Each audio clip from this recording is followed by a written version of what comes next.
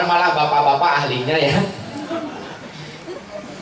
Saya akan fokus bersyukurnya Pak. Kenapa?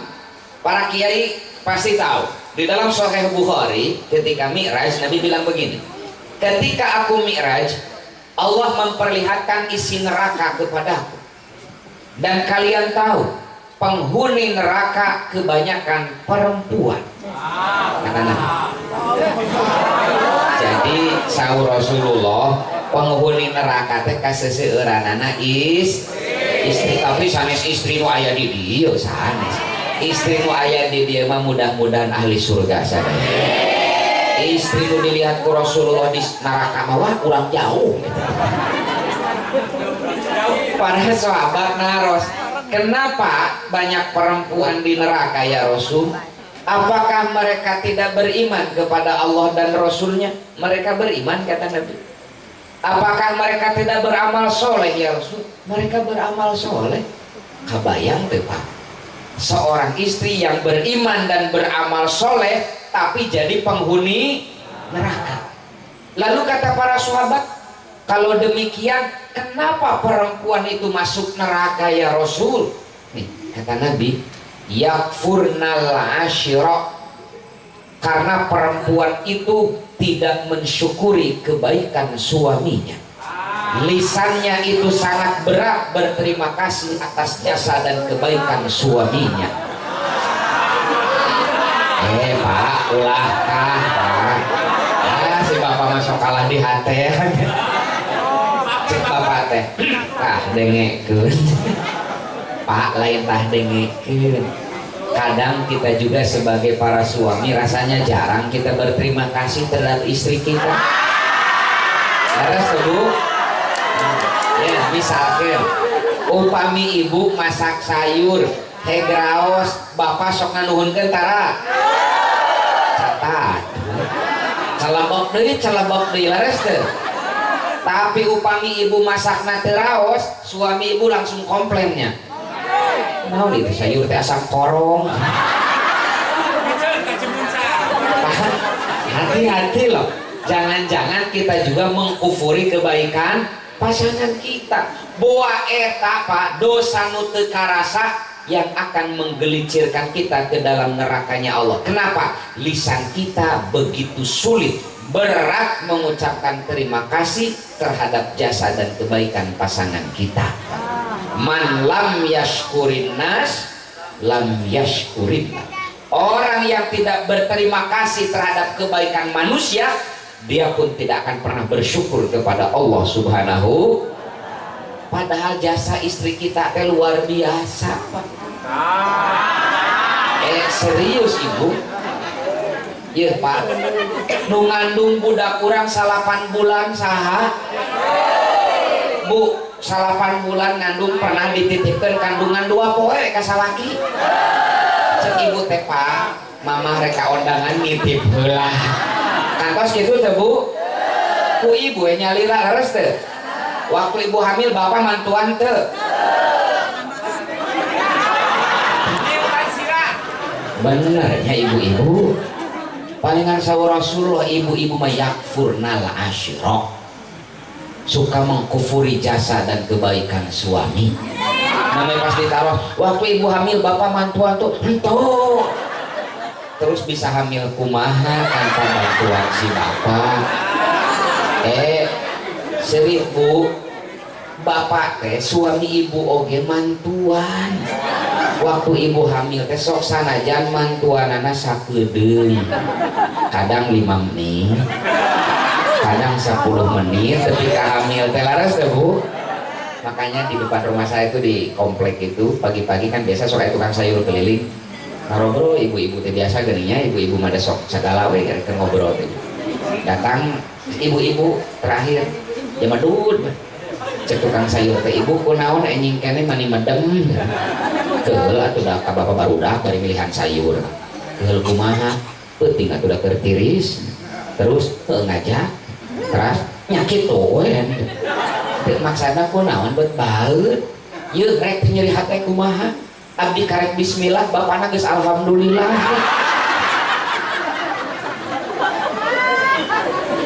Tapi meskipun begitu, suami kita juga mantuan berjasa, nganjasa ibu langkung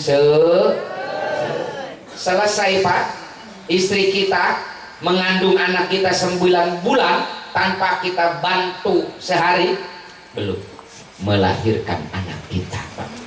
Urang mah sebagai para suami can pernah ngalahirkeun Pak. Tapi istri kita, saya pernah mendampingi istri saya melahirkan. Alhamdulillah istri saya sudah 2 Ibu.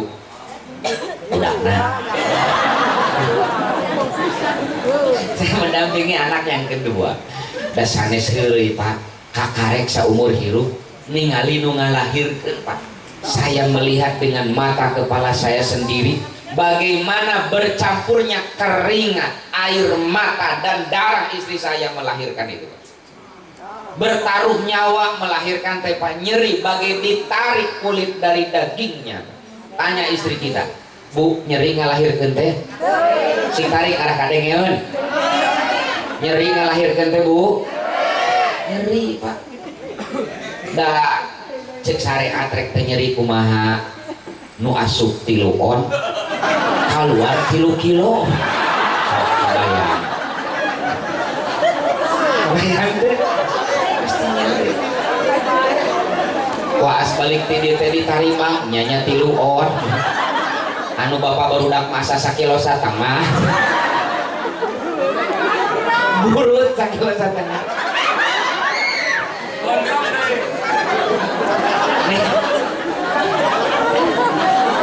Tapi meskipun ibu sudah berdarah-darah bertaruh nyawa melahirkan anak, kantos saroge ibu suami ibu nganuhunkeun.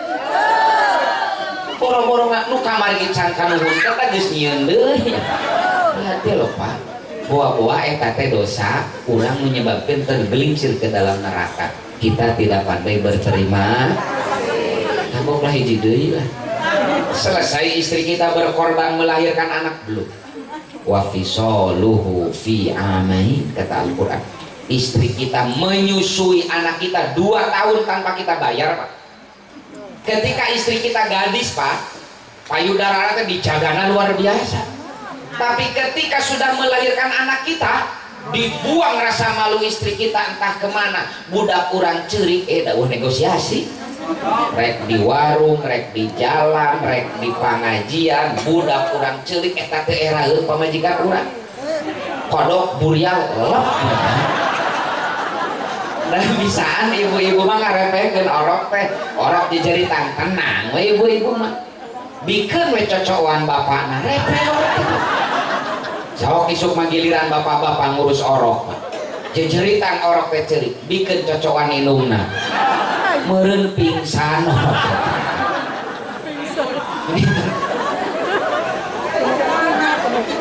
Ini saja. Jadi yang kedua, resep agar hidup barokah teh naon? Poho deui. Siapkan mental syukur dan bersyukur ketika pasangan kita melakukan sesuatu yang kita harapkan, dan bersabarlah ketika pasangan kita belum seperti yang kita inginkan, karena kita juga tidak selamanya seperti yang diharapkan oleh pasangan kita. Makanya di dalam Al-Quran ikatan pernikahan disebut mitsaqon ghalidho, perjanjian berat. Di dalam Al-Quran itu cuma 3 kali kalimat mitsaqon ghalidho. Pertama, mitsaqon ghalidho, perjanjian berat antara Allah dengan rasul-rasul ulul azmi untuk setia di dalam dakwah. Kedua, mitsaqon ghalidho, perjanjian berat antara Allah dengan Bani Israel untuk mengkhususkan hari Sabat, hari Sabtu untuk beribadah Pak. Disebut mitsaqon ghalidho. Ketiga, Allah menyebut mitsaqon ghalidho ketika seorang suami ijab qabul dengan mertuanya.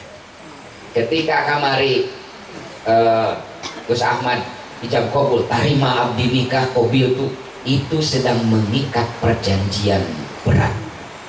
Allah bandingkan janji suami kepada mertuanya tina ijab qabul itu Allah samakan dengan perjanjian Allah dengan rasul-rasul ulul azmi. Allah samakan antara perjanjian Allah dengan Bani Israel masalah akidah, Pak. Saking beratnya ikatan pernikahan disebut mitsaqan ghalidz.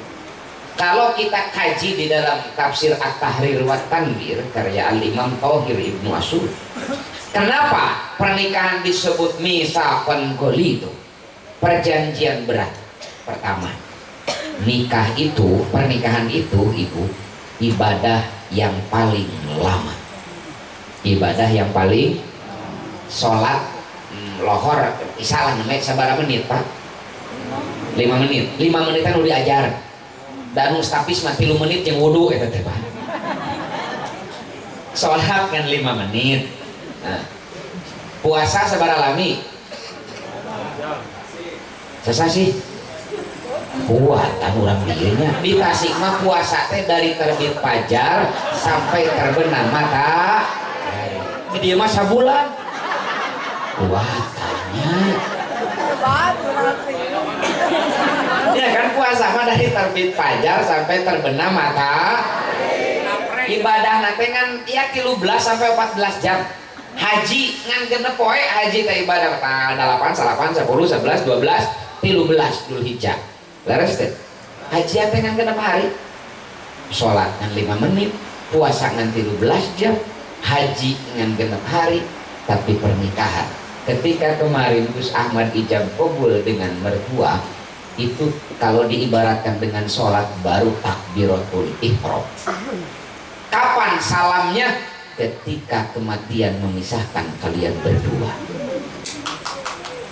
Aya anu ibadah natenya ijab qabul nate geus 20 tahun rumah tangga teh can salam-salam Pak. Masih ibadah Pak.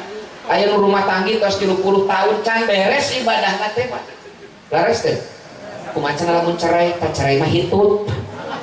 Jadi acan salam geus batal. Kumaha nya wudu deui we. Maksud saya itu ibadah yang paling lama itu pernikahan. Dan saya titip ke pengantin baru kesabaran, tadi kan syukur, kesabaran kalian hari ini harus lebih ekstra, harus lebih ekstra. Saya punya logika begini, abdi gaduh pun aki teh gaduh istri pun ini nyaho tuh eta pun aki satia kapun ini dugi kamawat.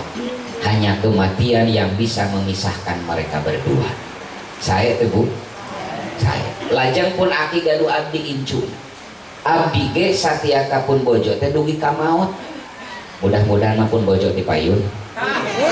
Nah kalau bahasa aya hadisna itu teh pangarsa. Da Kiai NU mah tong nyanyakeun aya hadisna sagala oge. Itu hadisnya riwayat Imam Bukhari. Nabi bilang kepada Siti Aisyah, ya Humairah, andai kata kau mati duluan dan aku belakangan, astagfirulaki wa adulaki, saya akan memintakan ampunan untukmu dan mendoakanmu. Salah satu dalil hadoroh tadi Pak, di sini. Jadi ayat ini tuh nah katanya ngaharap istri mau tipayun. Tapi ulah karena hadis nasoheh kemudian diamalkan ya Kang Wairunnya. Isuk subuh teh ngadung ya Allah mudah-mudahan pun bojo tipayun tos rudet abdi teh ya Allah. Pun aki satia kapun ini dugi ka maot, abdi ge satia kapun bojo dugi ka maot. Cik kinten-kinten saya mana kesetiaan akina atau nabi incuna? Bu, saya anakina alusan incuna? Akina, kieu kami campak. Upami pun aki satia kapun ini wajar bu dan naon godaan anak handphone teu wawuhun, Facebook teu bogaheun, WA komo, Instagram apalagi jaba pun aki mah tara ka mana-mana. Jadi lamun satia teh wajar atuh dan naon godaan ari icuna makan bisa update status tiap poe. Kadang saya pulang ke rumah jam 1 jam 2 malam sedang santai-santai di depan rumah kirining handphone tadi sana saha itu jangan ringawe pas ditingali foto profil alah jika bunga Citra Lestari kesimpuring dibuka isina teh yang met bobo ya cik Kira-kira abdi tiasa ngaladenan istri etan teh? Tiasa tuh Pak? Tiasa. Ngan langkah pertama biar aman toong heula ka kamar. Abi sare pamajikan anak. Kusim kuring dibalas met bobo juga. Langsung mengetik nggak balas. Pak Ustadz, mau gak jadi imam saya dunia akhirat? Lah ngajak kawin, sim kuring emosi. Maaf, saya sudah punya makmum. Titik. Sugaan mah arek geus da ngabalas teuy. Makmum kan makin banyak makin bagus Pak Ustaz. Kadang ketika saya ngajar, mahasiswi saya itu lebih cantik, lebih muda daripada istri saya. Tapi saya tetap setia kepada istri saya dengan godaan seperti itu. Cikinten-kinten saya akhirnya alusan incuna.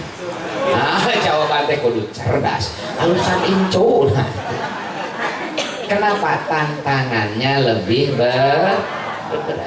Memawi titip Gus Ahmad, Neng Gija, tantangan kita hari ini lebih berat dalam mempertahankan bahtera rumah tangga, lebih berat daripada tantangan yang dihadapi oleh sepuh dan orang tua kita. Semakin berputarnya zaman, semakin bertambahnya waktu, tantangan dan rintangan akan semakin berat dalam berbagai hal. Mohon dicatat. Yang ketiga, agar keberkahan bisa kita rasakan dalam hidup berumah tangga, khususnya umumnya dalam kehidupan kita di dunia ini, kita harus punya role model, kita harus punya teladan terbaik.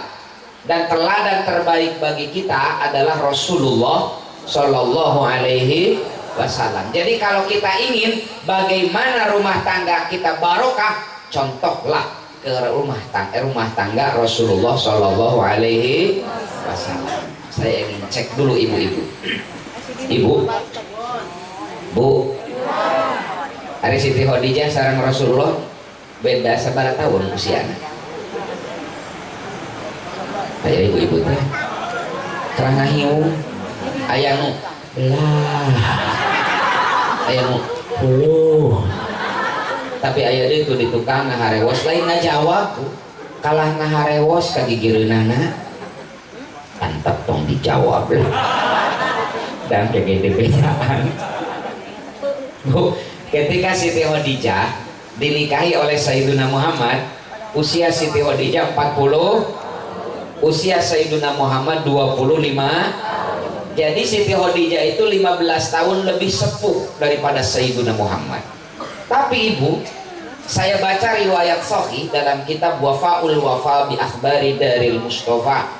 Di sana disampaikan kalau Siti Khadijah duduk berdampingan dengan Sayyiduna Muhammad, tekatawis beda usia, jika saumuran, padahal 15 tahun lebih tua. Kenapa?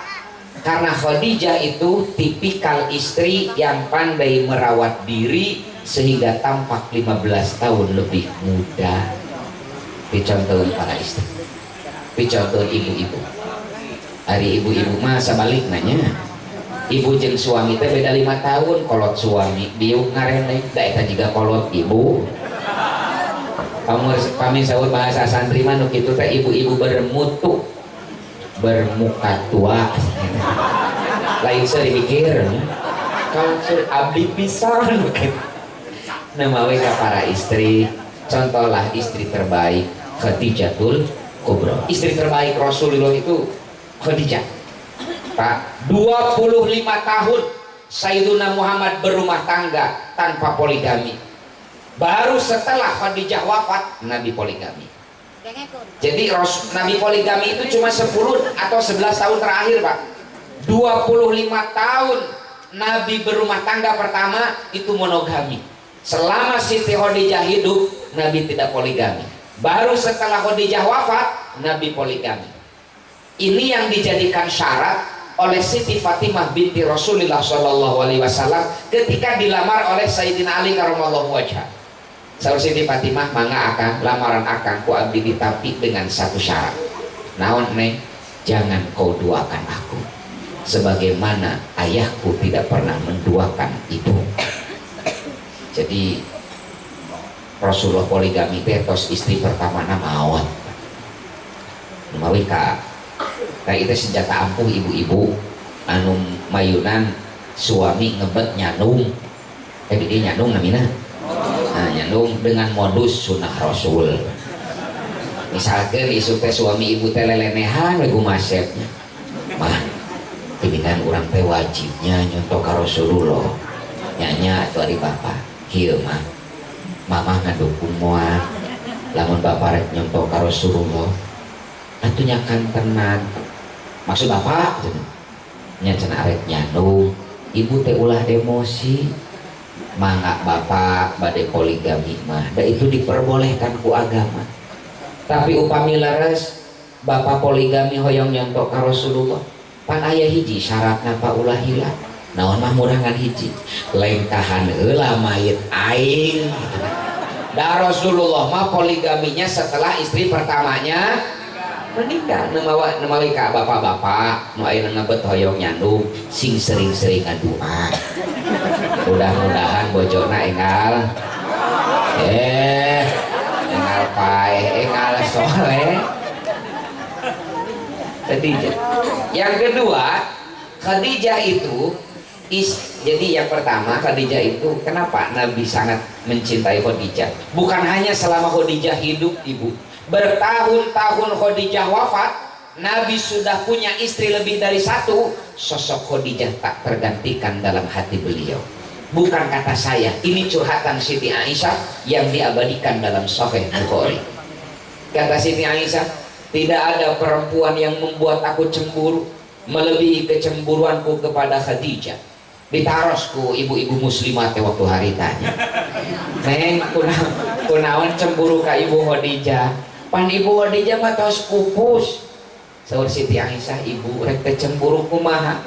La in kana yadbahu syata. Kalau Nabi menyembelih kambing, summa yaqul Nabi selalu bilang, idhabu bidi ila fulana fa innaha shadiqata Khadijah. Kirimkeun daging ieu ka bi anu eta teh wargi Khadijah. Kirimkeun daging ieu ka bi anu eta teh rerencangan Khadijah. Jadi meskipun Khadijah telah wafat, Nabi masih tetap menjalin silaturahim, berbuat baik dengan teman dan kerabat Khadijah. Wujud Nabi belum melupakan sosok Khadijah. Dan yang paling membuat aku cemburu kata Aisyah, wa yuksiru min dzikriha. Nabi sering membicarakan kenangan-kenangannya bersama Khadijah. Nabi sering bernostalgia di hadapanku, menceritakan bagaimana dulu saat Khadijah mendampingi beliau. Jadi berenang surah-surah tesok nya contoh teh Aisyah baheula mah teu aya Khadijah lamun pengajian kita sok aya buah-buahan di meja. Ayo nama Khadijah almarhum dengan caiher. Sok menawae kode sanes kode. Ieu mah etang-etang silih emutan we jeung panitia.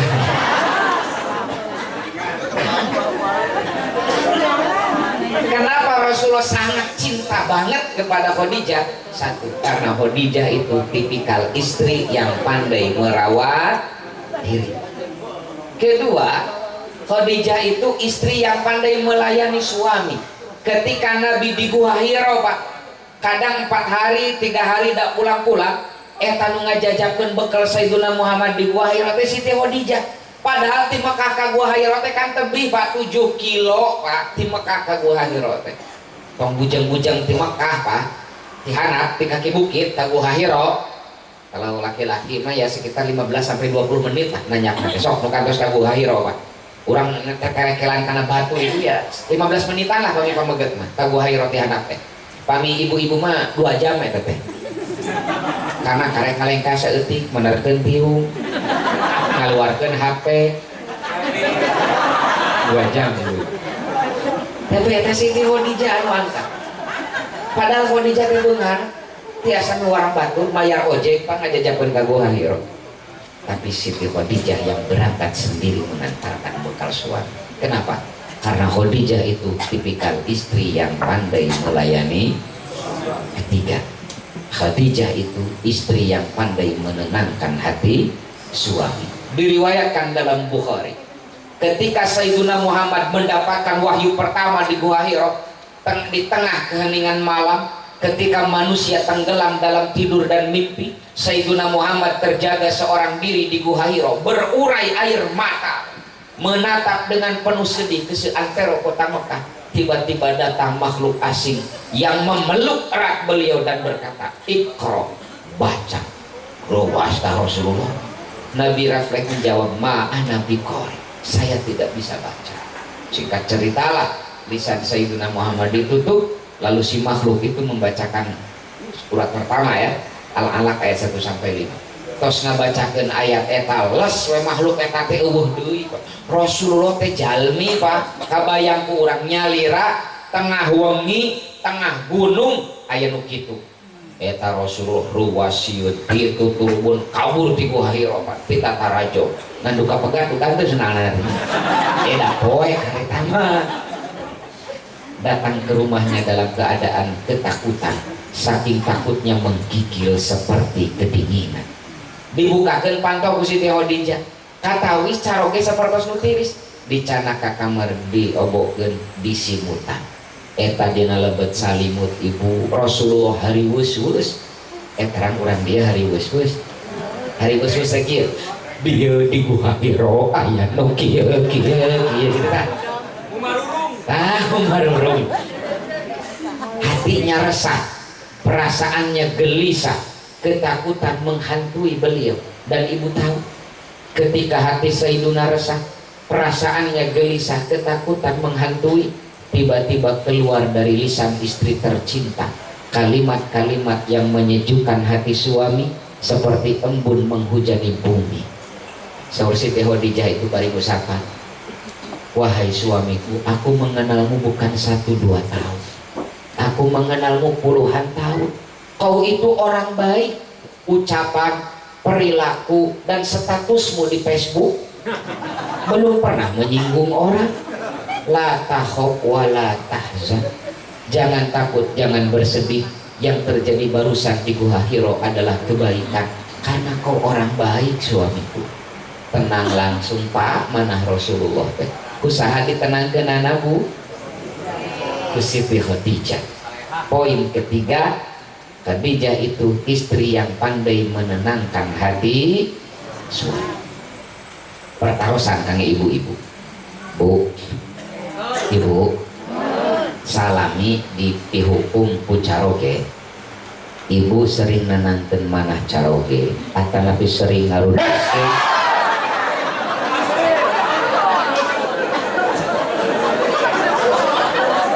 Bu, sering nenangkan manah caroge, sering ngarudakeun pikiran salaki. Lah kebayang palamun nu jadi Siti Khadijah ibu-ibu zaman ayeuna pas Rasulullah hari wus-wus bieu di Gua Hiro aya nu kieu. Da dijauh nanti kieu, atuh da akang mah ulin wae tengah peutingnya. Hek cicing geura atuh di imah. Awas ya suka mah datang di geura kok. Stres salaki teh. Memawi ka para istri, wabil khusus ka Ning Dijah, contohlah istri terbaik Khadijatul Kubro. Istri dengan 3 kategori. Pertama,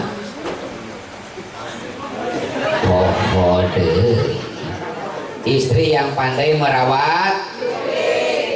Saya menyebut suami. Merawat suami memang Rasulullah DBD dirawat.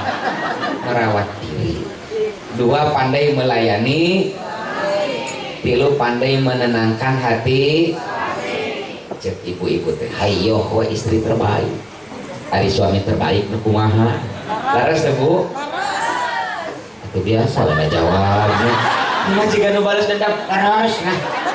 Atuh slow ya laras. Nih kata Nabi, ini hadisnya riwayat Imam At-Tirmidzi. Suami terbaik adalah suami yang paling baik memperlakukan istrinya. Dan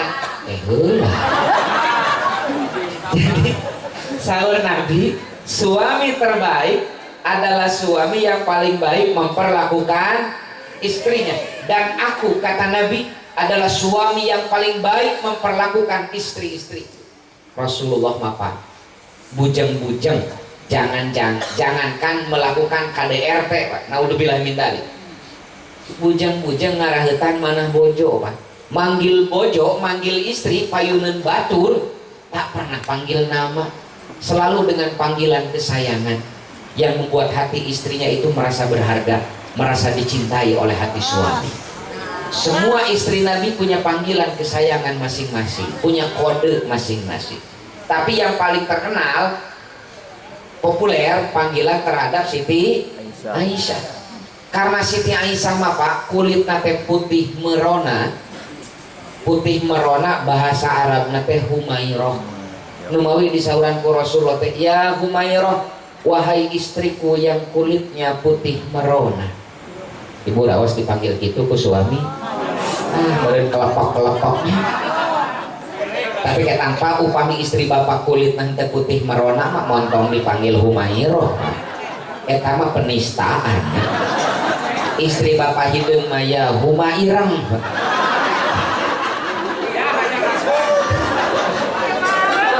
Nya kan lamun bodas semu hidung Humairah, kalau bodas semu beureum Humairah, lamun hidung Humairang. Enggak, maksud saya itu panggil mama, panggil bunda, panggil umi, dan bahasa mah teu meser. Laras teh Bu? Iya memanggil pamajikan teh entong.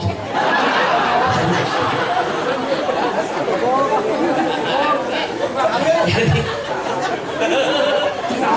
yang kedua, ini contoh tentang kebaikan Nabi memperlakukan istri.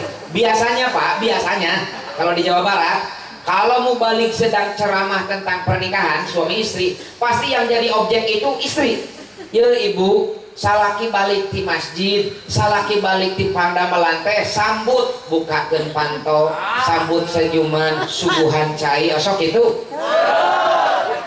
Lain ibu osok ieu, simkuring da aku yakin kicep kieu mah pimanaheun. Maksudnya para mubalik osok nyarios gitu. Ternyata Pak, saya baca di dalam riwayat Al-Baihaqi, yang melakukan itu Nabi sebagai suami kepada istrinya. Kata Siti Aisyah, Nabi itu biasa menyambut istrinya, membukakan pintu istrinya, menyambut istrinya datang, lalu beliau membawakan segelas air untuk istrinya minum. Setelah istrinya minum dari gelas itu, Nabi meminum dari gelas yang sama dan menempelkan bibirnya di bekas nempel bibir istrinya. Terus kalau ke ibu gitu kiamat. Salaki ibu mah ibu tina gelas ieu da nyokot teuing nu anyar virus urut maneh mah. Rasulullah tuh begitu Pak. Ya. Lalu ini bukti wa asyruhun nabil ma'ruf. Nabi itu kata Siti Aisyah, tidaklah Nabi berangkat keluar kota kecuali didampingi oleh istrinya. Artinya Nabi masuk ngajak istrinya healing Pak. Bapak terang healing teh baheula urang keur leutik di Tasik mah sok aya pujian teh adaan healing rumah. Healing teh jalan-jalan Pak. Da istri urang teh lain magicom. Cici we di Malaras teh Bu. Jadi lalu engkau Pak, ini bukti wa asyurun nabil ma'ruf Nabi. Nabi masuk ngajak istrina berolahraga. Nabi kata Siti Aisyah, aku sering diajak lomba lari oleh Rasulullah. Kadang aku yang menang, kadang Nabi yang menang. Yang kalah harus mencium yang menang.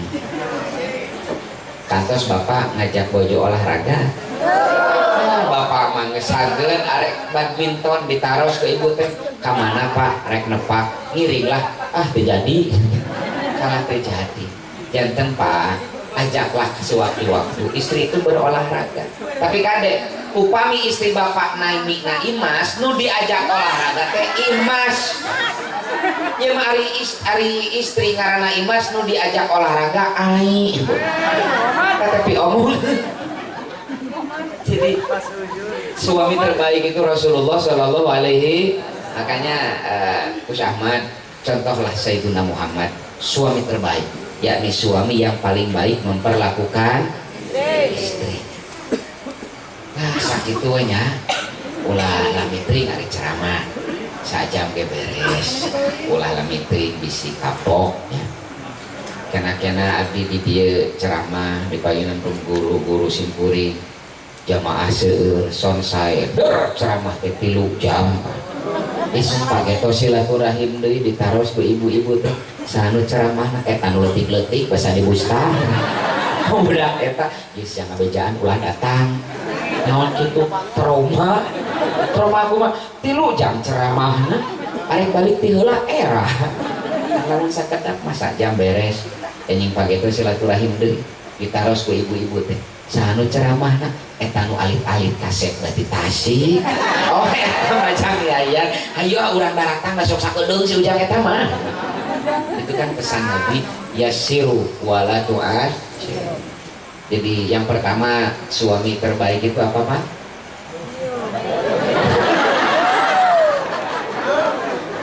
Suami yang paling baik memperlakukan. Kedua bagi para istri yang bijak, contohlah Khadijatul Kubra, istri terbaik dengan 3 kategori. Yang pertama pandai merawat, 2 pandai melayani, 3 pandai menenangkan hati. Terakhir Pak, sudah 2 tahun ini saya diamanahi khususnya di pimpinan pusat gerakan pemuda Ansor untuk melakukan propaganda kampanye tentang Aswaja Sugih.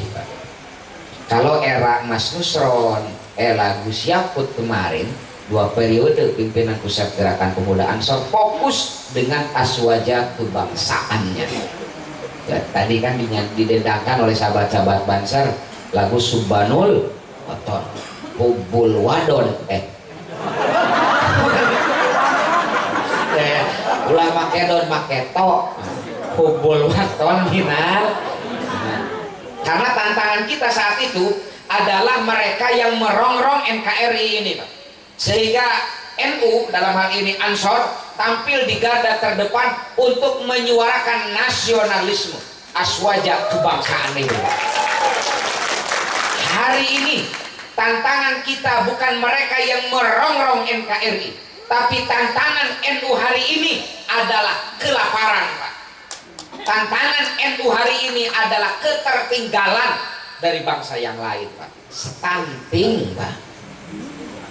Laras kan? Makanya 2 tahun kemarin saya dipanggil oleh Gus Yakut dengan tim untuk merumuskan Aswaja Sugih. Aswaja yang membuat warga Nahdlatul Ulama itu bangkit untuk kemandirian ekonomi. Kemarin itu Pak, tanggal 1 September saya diundang oleh Pak JK waktu itu, Pak Yusuf Kala. Setelah selesai Pak JK itu ngobrol, beliau memperlihatkan data dari Forbes Institute tahun 2022. Dalam laporan Forbes Institute, dari 100 orang terkaya di Indonesia, muslimnya cuma 8 orang Pak. Jadi dari 100 orang terkaya di Indonesia, muslimnya cuma 8 orang. Padahal muslim itu sekitar 80% mayoritas di Indonesia itu. Tapi dari 80% penduduk Indonesia yang muslim, nu beungharna ngan 8 orang. 92 orangnya dari saudara-saudara kita yang 19% itu Pak. Ini miris Pak. Lalu saya kadang berpikir, kenapa kemiskinan merebak di tengah-tengah umat? Wabil khusus Nahdlatul Ulama. Kan dari 80% muslim Indonesia itu, laporan dari LSI 56%-nya mengaku sebagai warga Nahdlatul Ulama, ngaku Nahdiyin Pak. Kalau kita tanya dari yang 8 orang muslim terkaya di Indonesia itu NU na sabaraha urang? Jawabannya sapotong teu hiji Pak. Sah Pak Yusuf Hamka. Kenapa? Si bapak eta mah can ngiluan PDPKP NU Pak. Jadi NU nanti can kafah gitu. Akhirnya kita berdiskusi dengan tim itu, kenapa kemiskinan merebak di tengah-tengah umat. Saya tidak bicara tentang kemiskinan struktural, kemiskinan kultural. Biar itu para politisi dan para ahli ekonomi yang membahas. Saya berangkat dari jangan-jangan ada semacam teologi kemiskinan, kesalahan persepsi terhadap kemiskinan. Misalkan di dalam hadis disampaikan Ini hadisnya Bukhari. Ketika aku mi'raj, kata Nabi, aku melihat orang miskin dari umatku masuk surga 500 tahun lebih dulu daripada orang kaya. Jadi engke Pak, nu miskin masuk surga nanti 500 tahun lebih dihula daripada nu beunghar. Nu matak sing baretah miskin teh. Masuk surga Pak. Jelas. Catat. Hadis ini bukan memotivasi, apalagi memuji kemiskinan. Kenapa orang miskin kelak masuk surganya lebih cepat, lebih dulu daripada orang kaya? Cek syariat oge nu miskin manaon hisabeunana. Pas jaga dia umal maksar kayaknya di mizan tadi dipanggil, nu miskin. Aduh. Rekening kosong. Sawah tegaduh. Balong bujang-bujang. Sugan mobil di mana Pak? Cek malaikat cuma tuh. Pak. Tapi ketika orang kaya dipanggil, Yayan Bunyamin, Yayan halus mah kudu urang contohna ya. Rekening 2 triliun, stop dulu. Dihadirkan OJK, PPATK, bisi aya transaksi yang mencurigakan. Bisi aya aliran dana ti 30 triliun kamari mau dikorupsi Pak. Dan itu prosesnya lama. Selesai. Pertanyaan kedua, aset 20 hektar, stop dulu. Dihadirkan BPK dan dari kelurahan, bisi PBB nacan dibayar. Itu prosesnya lama. Jadi orang kaya masuk surganya telat bukan jelek Pak, LPG-nya lama Pak, hisabeunana lama Pak, bukan jelek. Kedua, dari orang NU mah balagur saroleh. Keberhasilan kiai-kiai NU dalam menanamkan moralitas, dalam menerjemahkan Ahlus Sunnah wal Jamaah ke rakyatnya, ke masyarakatnya sudah sukses, sehingga orang NU itu sudah punya alarm kalau belum ada contoh dari Nabi kehilangan. So, kenapa orang NU sangat mencintai tanah airnya? Karena kita diberitahu oleh guru kita, Rasulullah itu adalah orang yang sangat cinta tanah air. Hadisnya banyak. Kenapa orang NU resep istighosah? Nabi yang mencontohkan. Kenapa orang NU resep tawasulan? Nabi yang mencontohkan. Jadi kalau Nabi yang sudah mencontohkan, orang NU itu semangat mengikuti. Nah, orang NU mah tepati resepnya diajak beunghar. Kenapa? Karena selama ini Sayyiduna Muhammad dikenalkan kepada umat dengan wajah miskin. Sok banyaklah mebalik yang bilang, Bapak Ibu bayangkeun Rasulullah mah pipi nage ngagaralang tilas palapah korma, da kulam nage dina palapah. Rasulullah mah acukna aya tamalan. Rasul mah sering ngaganyel patuangan aku batu karena lapar teu aya tuangan. Cikinten-kinten aya warga Bantar Kawung yang harus mengganjal perut dengan batu saking laparnya tak ada makanan. Mualaya. Berarti Rasulullah teh sok dikenalkeun langkung miskin daripada nupang miskin di Bantar Kawung. Sehingga orang NU na termotivasi balangsak. Beberieun nyontok Rasulullah ibadah nah hese atuh miskin-miskina sama. Secara psikologi begitu loh Pak. Padahal para ulama seperti Al-Imam Abu Hayyan At-Tauhidi dalam kitabnya Al-Basair wa Dhakhair, Imam An-Nawawi dalam kitabnya Fathus Samadil Alim boleh menyampaikan, mani taqada anna nabi fakir minal mal, siapa orang yang meyakini bahwa Nabi Muhammad itu miskin harta, dia telah berdosa besar. Dosa besar meyakini Sayyiduna Muhammad miskin, apalagi ngabeja-beja ka umat bahwa Nabi teh balangsak langkung badag dosa Nabi Pak. Bahkan Imam Tajuddin As-Subki, ini dikutip oleh Imam Al-Baihaqi dalam Manaqibus Syafi'il Kubra, beliau mengatakan, ketika saya mendengar ada orang yang membicarakan kemiskinan Nabi, yang meyakini bahwa Nabi kita miskin, saya tidak pernah melepaskan tangannya sebelum dia bertobat dari keyakinannya itu. Kata Imam Al-Qurtubi, penulis tafsir Al-Jami' li Ahkamil Quran, di dalam Al-Quran ada dua ayat minimal. Ada dua dalil bahwa Nabi itu kaya raya, Pak. Satu, Nabi haram menerima zakat. Leres dekat. Nabi mah haram nampi zakat. Salah satu alasannya kata beliau karena nabinya orang kaya. Kedua, Nabi dilarang oleh Allah menerima upah dari dakwah. Nabi dilarang oleh Allah menerima bayaran dari ceramah-ceramahnya. Tapi catat, nu dilarang teh Nabi.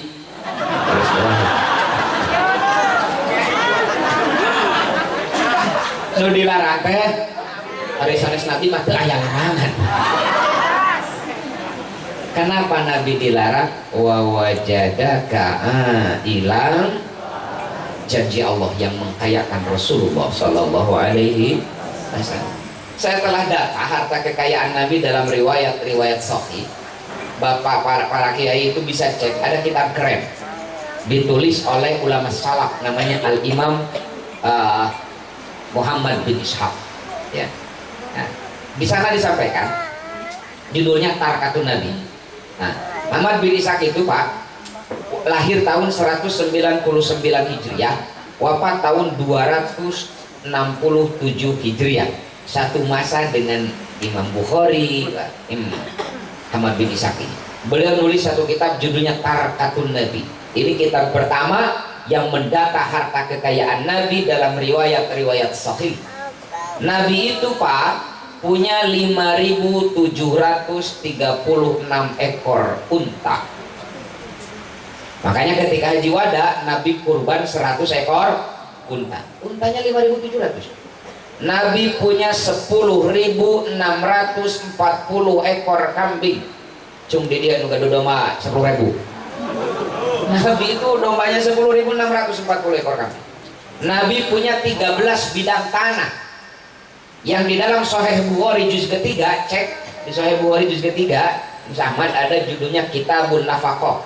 Di bawahnya ada bab habsur rajul kutasana ala ahli. Di sana disampaikan kata Umar bin Khattab, satu kali panen dari satu kebun di Bani Nadir, Nabi mampu menyetok makanan pokok keluarga selama 1 tahun full. Sekali panen pisah kebun dapur keluarga aman setahun. Acan 12 kebun deui Pak, manya nu kitu balang saka. Nabi kita itu kaya raya. Ini perlu disampaikan ke warga Nahdlatul Ulama. Wahai warga Nahdlatul Ulama, Nabi kita yang mulia adalah Nabi yang kaya raya.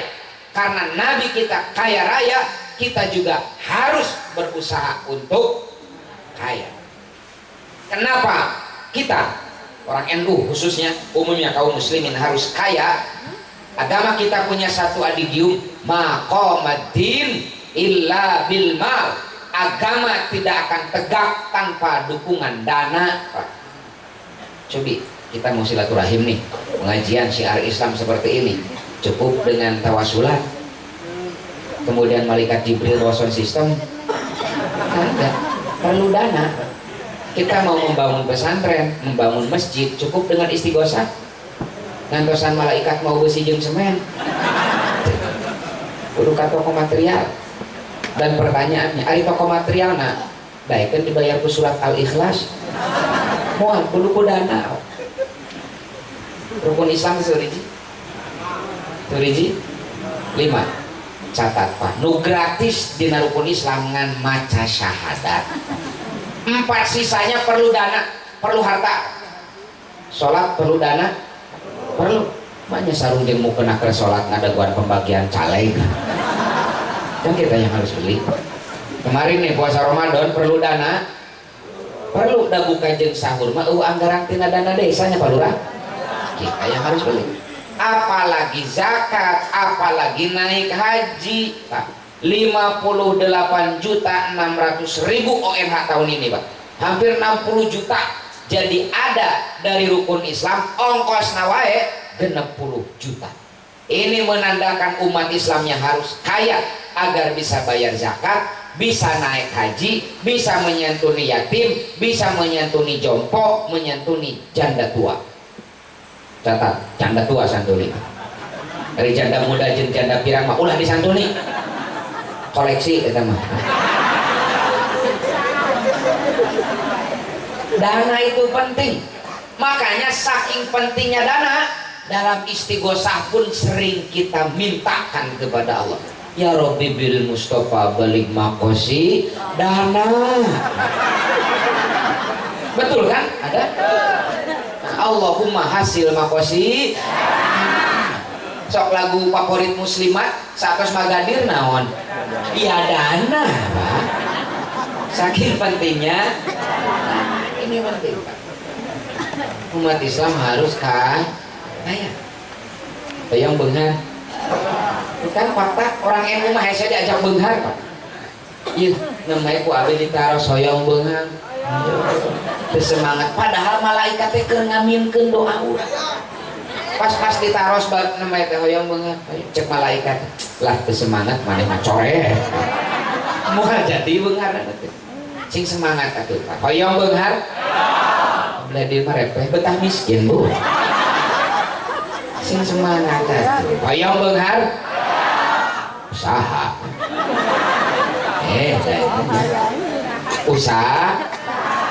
Usaha.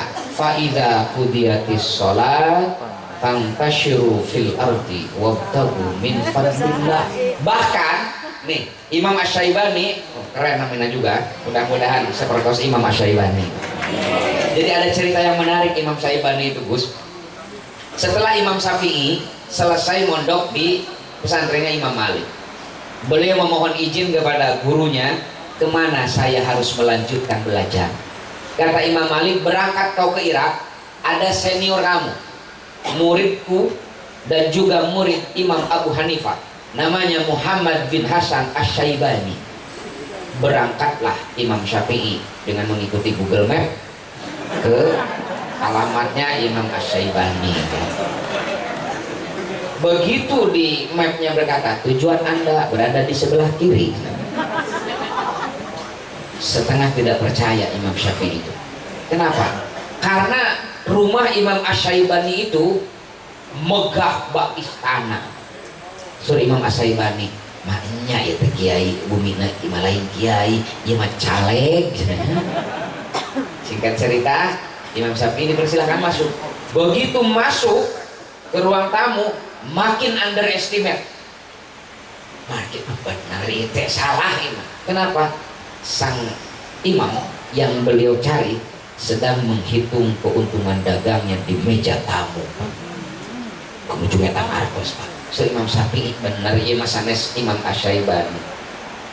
Maknya ulama kieu biasa ulama mah nyepeng tasbih, nyepeng kolam, ieu mah nyepeng cek jeung giro. Singkat cerita, terjadilah dialog. Di mana aja, Nabi di Madinah ngobrol lah. Mulailah Imam Asy-Syaibani mengetes potensi logika calon muridnya. Kata Imam Asy-Syaibani, cek ujang numora datang ke sekolah. Ini harta yang banyak ini maning dipilih kunu soleh atau kunu teu soleh jang. Lamun harta ieu dipilih kunu teu soleh jadi judi online, jadi dipakai lacur, jadi pakai pasang selot, dipakai segala rupa. Tapi lamun harta ieu dipilih kunu beungar jang, jadi masjid, jadi madrasah, jadi kobong, jadi santunan, jadi wakaf. Saur ujang ieu harta kedah kunu soleh kunu teu soleh. Baru Imam Syafi'i mulai di brainwash, dicuci otaknya, Pak. Dengan sigap Imam Syafi'i mengatakan, leres pangarsa, harta ini harus dimiliki oleh orang soleh, karena kata Nabi, nikmal malu soleh lirrajul soleh. Nah, singkat cerita dari sana Imam Syafi'i mulai mengkaji kitab Al-Kasbu tadi yang disebut oleh Kang Aziz ya, oleh MC Kang Imam Aziz tadi itu. Nah, Kang Imam ya, mulailah Imam Syafi'i mengkaji kitab Al-Kasbu itu. Jadi kitab yang pertama kali diaji oleh Imam Syafi'i di Asy-Syaibani itu kitab Al-Kasbu itu. Nah, setelah selesai Imam Syafi'i meureun semangat teuing, Pak. Malum anak muda semangat teuing maosna gitu kan. Tapi ka Imam Syafi'i kantos ngaluarkeun fatwa ajengan anu mampu meuli Innova tapi kalah meuli Avanza doraka. Kenapa? Karena memang tidak mensyukuri. Bahkan sok ngaraos hikam, Pak, Nah, Ibnu Athaillah itu kan Syadiliyah ya. Nah, Ibnu Athaillah itu muridnya Al-Imam Abul Abbas Al-Mursi. Abul Abbas Al-Mursi itu murid terkasih dari Imam Asy-Syadzili, pendiri tarekat Syadziliyah, terkenal tarekat Buddha Syadziliyah itu. Kata Imam Abu Hasan Asy-Syadzili dalam kitab Risalatul Aminnya, boleh mengatakan, makanlah makanan terenak, minumlah minuman terlezat, pakailah pakaian terbaik, pakailah kendaraan terbaik yang kau miliki. Kenapa? Agar syukurmu kafah. Minumlah minuman terbaik, ngarah syukurna kafah. Iya Pak, upami abdi ngaeut cai herang. Alhamdulillah, alhamdulillah teh biwirna Pak, lambung nama innalillah. Coba lamun jus buah Pak, pasti teh lisan alhamdulillah, lambung oge kafah syukur nate Pak. Seriusnya atau teh jus buah ge kopi biasa lah. Maksud saya itu kita harus kaya hoyong beunghar. Nah, hoyong beunghar satu usaha. Bahkan dalam kitab Al-Kasbu itu Imam Asy-Syaibani meriwayatkan hadis sahih. Sayyidina Umar bin Khattab radhiyallahu anhu itu berkata begini, saya lebih suka Allah wafatkan saya sedang bekerja daripada Allah wafatkan saya sedang berperang di medan perang membela agama Allah. Sayyidina Umar itu hoyong maot nuju usaha daripada maot nuju berperang di jalan. Kan ari santri Bustanul Arifin masa balik nah cita-citana mati di medan perang di jalur gajah. Sayyidina Umar bin Khattab itu bukan, saya ingin wafat sedang bekerja. Ditanya oleh para sahabatnya, kenapa demikian ya Amirul Mukminin? Saur Sayyidina Umar, kalian baca saja surat Al-Muzammil ayat 20. Kata Allah, wa akharuna, sebagian manusia itu yadribuna fil ardi, ada mereka yang berjalan di atas permukaan bumi, yabtaghuna min fadlillah, mencari rizki, mencari karunia dari Allah, usaha. Wa akharuna, sebagian lagi yuqatiluna fi sabilillah. Kata Sayyidina Umar, nu usaha mah disebut pertama, kakarek nu berperang di jalan Allah disebut heula, berarti lebih utama daripada nu kadua. Bahkan perintah berjihad juga, wajahidu bi amwalikum wa anfusikum, bi amwal dulu, amwal dihasilkan dengan bekerja, anfus mah teu kudu diusahakeun, dimodalan ku Allah Pak. Bahkan saya itu ada sim kuring mah bodoh.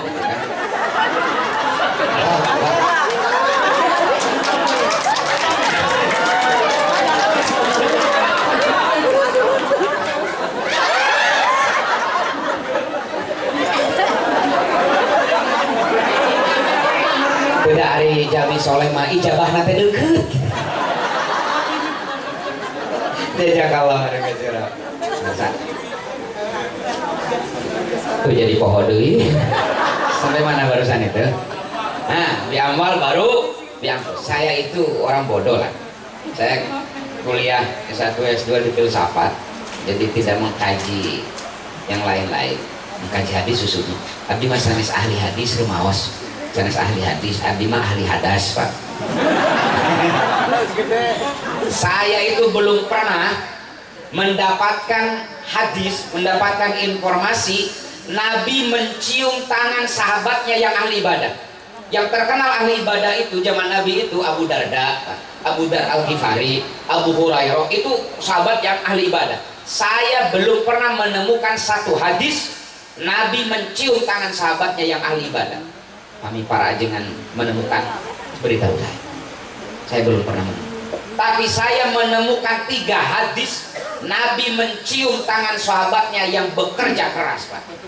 Hadis pertama diriwayatkan oleh Al-Baihaqi, ketika Nabi pulang dari perang Tabuk Pak, Nabi melewati satu penggalian pasir, diurangkan pertambangan pasir.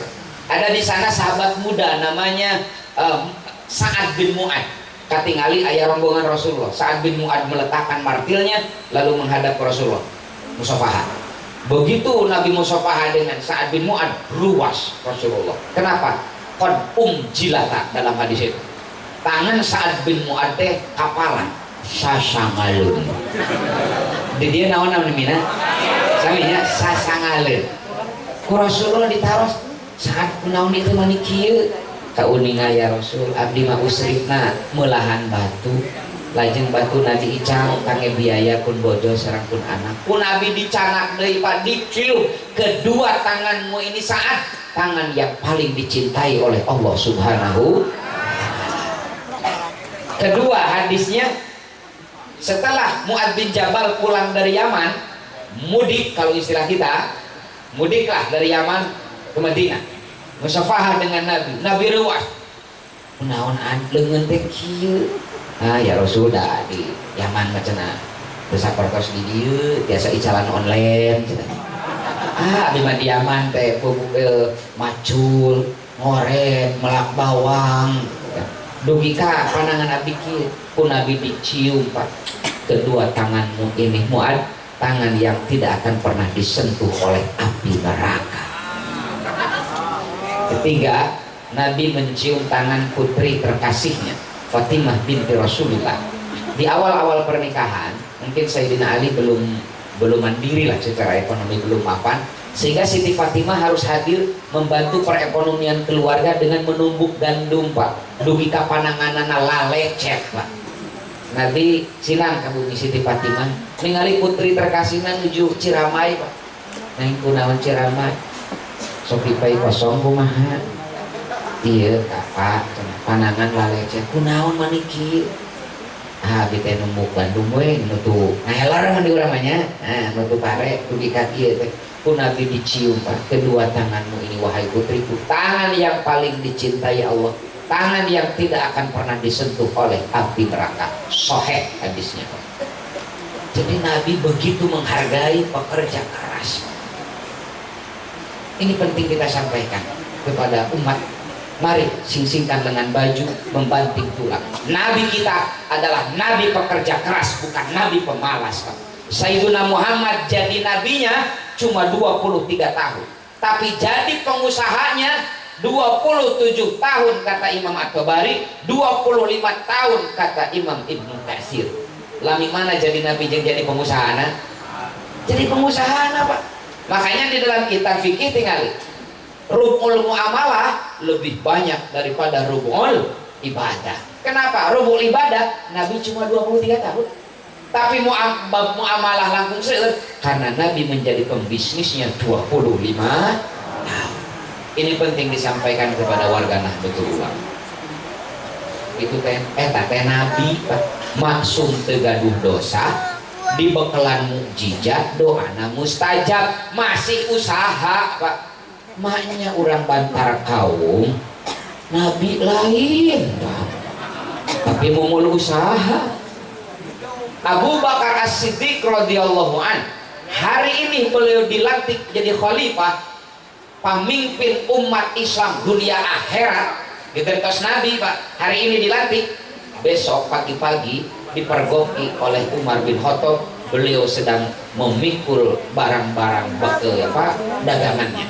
Penasaran sama Umar, akang bade ka mana? Biasa we harus. Akang teh khalifah. Wami akang dagang hari negara bade usaha. Terus kumaha cenah itu jang dapur. Nah mulailah ada sistem gaji khalifah itu dari sini.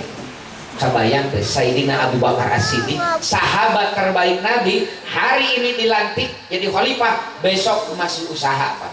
Iya mah karek dilantik jadi ketua tanpa dia ranting NU geus momol usaha Pak. Mbah Hasyim Asy'ari ketika beliau rawuh Pak, ketika beliau masih jumeneng, setiap hari pon libur di Tebu Ireng itu. Jadi ketika subuh hari pon itu lurah santri pengumuman pon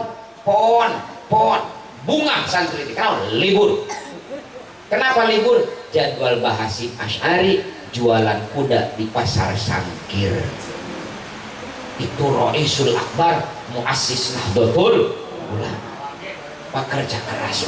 Ini penting lah ya Bapak khusus Gus Ahmad Syebani hari ini Anda dilantik jadi suami, punya tanggung jawab moral dohir batin mah sing-sing kangenan baju membanting tulang. Nabi kita menjamin, ini hadisnya riwayat At-Tabrani dan Imam Ahmad, man amsa kallam, siapa yang di sore hari merasa lelah min amali yadeh, karena dari pagi capek mencari nafkah, amsa maghfuran lahu, kata Nabi, pada sore itu pula dosa-dosanya Allah ampuni. Pak, kabayang ibu bapak mulai dipangdamelan pas sonten capek penat berpeluh keringat, jangan berkecil hati, Pak. Kacape orang tisuk jedur tapi ka sore jeder, Nabi menjamin penghapus bagi dosa-dosa kita. Bahkan ya terakhirlah karena terlalu malam, di dalam hadis yang diriwayatkan oleh Imam At-Tirmidzi, Al-Baihaqi, At-Tabrani juga meriwayatkan, siapa orang yang melangkahkan kaki dari rumah mencari nafkah yang halal agar keluarganya tidak makan barang haram, setiap langkahnya fisabi hatta yarji'an, sampai dia pulang kembali ke rumah. Dan masih banyak lagi, silahkanlah baca biar enak, baca di dalam kitab hadis At-Targhib wa Tarhib karya Imam Al-Munziri, khusus tentang bab Fadilatul Kasbi. Atau bagi bapak-bapak yang punya kitab Al-Kasbu, silahkan baca, itu keren sekali bagaimana Islam Ahlus Sunnah wal Jamaah sangat memandang pentingnya bekerja keras. Sakitulah nu biasa kabeh hatur hapunten anu kasuhun, kira saneskan tan kalepatan suni teuing hadanallahu wa iyyakum ajmain, wallahul muwaffiq ila aqwamit thoriq. Wassalamualaikum warahmatullahi wabarakatuh.